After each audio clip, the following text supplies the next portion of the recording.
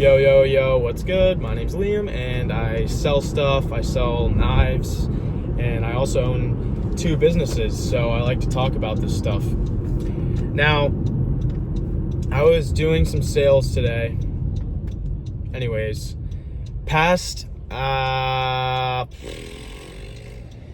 week or so, my sales have been bang, bang, bang after a long sales rut. Mostly me just being lazy, to be honest. But it all started when I read this book called Fanatical Prospecting by Jeb Blount or whatever. And it's all about it's kind of a great reminder about the importance of just constantly making calls, doing prospecting, getting new leads. It's all about just new business. You need new business to stay afloat. But if you have it, that's really all you need. It's hard to be poor if you don't have constant leads coming in, or if you have constant leads coming in. Because apart from that, the first thing to understand is that when you do more appointments, your skills are way sharper. Because if you have 5 appointments in a day, by the 5th one, you're in it. You're sharp. Okay, so doing more is automatically going to make you better. You're also automatically, by doing more appointments, you ask for more referrals, then you're automatically going to get more referrals, and then it just stimulates the business. It's just more. It's just action, action, action. But one thing that I've gone into my appointments with, because I read Brian Tracy's book, something about closing. I don't know, The Art of Closing the Sale, maybe. Brian Tracy, one of his sales books. Point is, one thing that stuck out to me at the beginning of the book was that you don't need to have high pressure sales environment.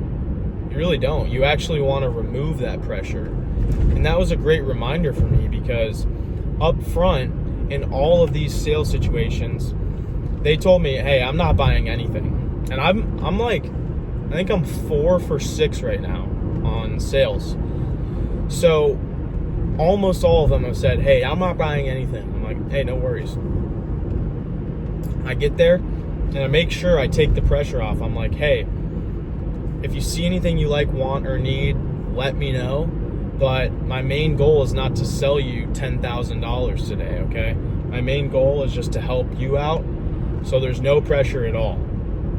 And every time I've said that, I've just been able to build really great rapport, because there's so much pressure when someone comes into your house and could sell you something. You gotta take that pressure off. But what it allows you to do is ask the questions that you want to ask. So things like, hey, have you ever considered adding anything to your collection? It's way easier to say that once you've up front told them that, hey, like, it's okay if you don't buy anything. So taking that pressure off has really allowed me to build great rapport. And once someone is your friend, then that means they trust you. Once they trust you, they're more open to listen to you and take your advice. And after that, it's like, bam, you've kind of cracked the code to sales at that point, because people buy from people that they like. And the pressure crushes every opportunity for them to like you. If they felt that they had to hang out with you again, and there was a lot of pressure the first time, they're not going to want to hang out with you again. So they don't like you. So make sure you remove that pressure and just create a comfortable environment. That's the way I like to sell. And being reminded of that from this book has led me to that, in combination with the prospecting book, which reminded me, got to have constant lead generation. And all it is just doing it every day. The more you do something, the better you are at it, no matter what. There's no put in less, get more out secret sauce with sales. It's, you got to do it, and it's that simple. You do the work, you get the results you want. And the way I would encapsulate that is, where attention goes, energy flows. So at first, my attention went into these sales books, So I put attention into sales and getting better at it.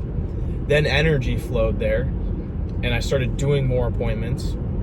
Now the results are showing and I'm popping. So I would say if you're in sales, this is just a good reminder to get back to the basics and read a book about sales. It's that simple. It gets you thinking in the mindset of, hey, sales is just a game and all I have to do is help people. So one thing I made the mistake of getting away from was reading about sales. I read about business, I read about, psychology, all sorts of stuff, which has been good for me reading wise. But I need to keep reading about sales. I need to keep that a priority because I've realized how great that is. So I hope this video helps. If you're in sales or not, reading about things you want to get good at could be huge for you. Peace out.